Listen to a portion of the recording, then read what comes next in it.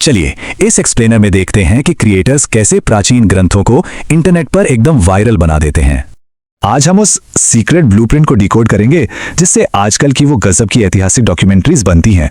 ये 4 स्टेप्स वाला स्ट्रक्चर धार्मिक ग्रंथों और मॉडर्न साइंस के डेटा को बहुत ही शानदार तरीके से मिलाता है।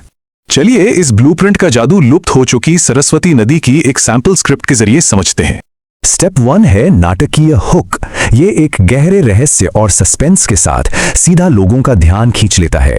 स्टेप 2 पौराणिक पृष्ठभूमि।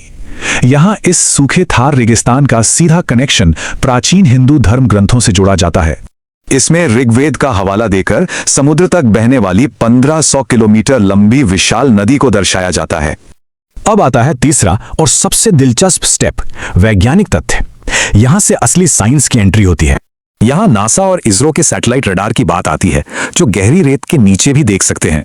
इन रडार इमेजेस ने बिल्कुल उसी जगह एक विशाल दबी हुई नदी दिखाई जिसका दावा प्राचीन ग्रंथों में था।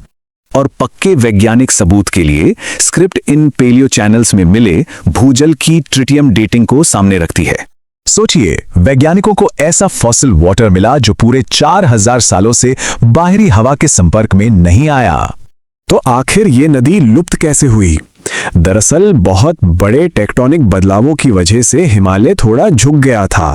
इस भूवैज्ञानिक घटना ने नदी के स्रोत बदल दिए, जिससे विशाल सरस्वती नदी रेगिस्तान में पूरी तरह विलुप्त हो गई।